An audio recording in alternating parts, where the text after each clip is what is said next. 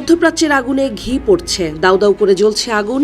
তারই ধারাবাহিকতায় এবার বাহরাইনে অবস্থিত একটি মার্কিন ড্রোন ভেসেল ডিপো এবং একটি গুরুত্বপূর্ণ এআই সেন্টার ধ্বংস করার দাবি করেছে ইরান।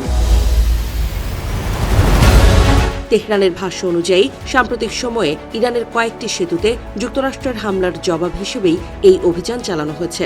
তাদের অভিযোগ, এই হামলায় বেসামরিক মানুষ নিহত ও আহত হয়েছেন, যা আন্তর্জাতিক আইন লঙ্ঘনের শামিল।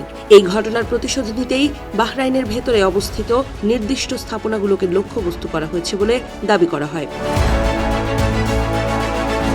বিবৃতিতে আরও বলা হয়েছে, হামলায় মার্কিন ড্রোন ভেসেলের একটি ডিপো সম্পূর্ণ ধ্বংস হয়ে গেছে এবং সেখানে থাকা বহু ড্রোন আগুনে পুড়ে ছাই হয়ে গেছে।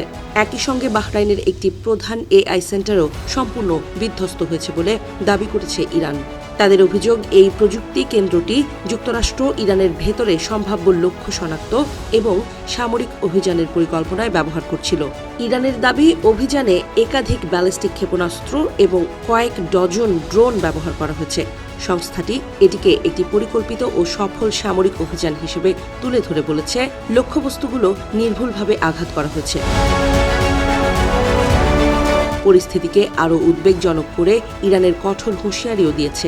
তাদের বক্তব্য, যুক্তরাষ্ট্র যদি ইরানের সেতু, পরিবহন অবকাঠামো কিংবা অন্যান্য গুরুত্বপূর্ণ স্থাপনায় হামলা চালানো অব্যাহত রাখে, তাহলে মধ্যপ্রাচ্যে মার্কিন সামরিক উপস্থিতি থাকা দেশগুলোতে অবস্থিত যুক্তরাষ্ট্র সংশ্লিষ্ট গুরুত্বপূর্ণ শিল্প প্রতিষ্ঠান, তথ্য প্রযুক্তি অবকাঠামো এবং কৃত্রিম বুদ্ধিমত্তা সংশ্লিষ্ট সম্পদও ভবিষ্যতে হামলার লক্ষ্য হতে পারে। একই সঙ্গে ইরান বলেছে, মধ্যপ্রাচ্যের যেসব দেশ যুক্তরাষ্ট্রকে সামরিক ঘাঁটি ব্যবহারের সুযোগ দিয়েছে, তারা চলমান সংঘাতের অংশীদার। এই বক্তব্য নতুন করে আঞ্চলিক নিরাপত্তা নিয়ে উদ্বেগ বাড়িয়েছে। বিশ্লেষকদের মতে, এমন হুঁশিয়ারি বাস্তবে রূপ নিলে গোটা অঞ্চলে উত্তেজনা আরও তীব্র হতে পারে। বিশ্লেষকদের মতে, সাম্প্রতিক সংঘাতের ধারাবাহিকতায় প্রযুক্তি অবকাঠামো এবং সামরিক সক্ষমতার সঙ্গে সংশ্লিষ্ট স্থাপনাগুলো ক্রমেই বড় লক্ষ্যবস্তুতে পরিণত হচ্ছে।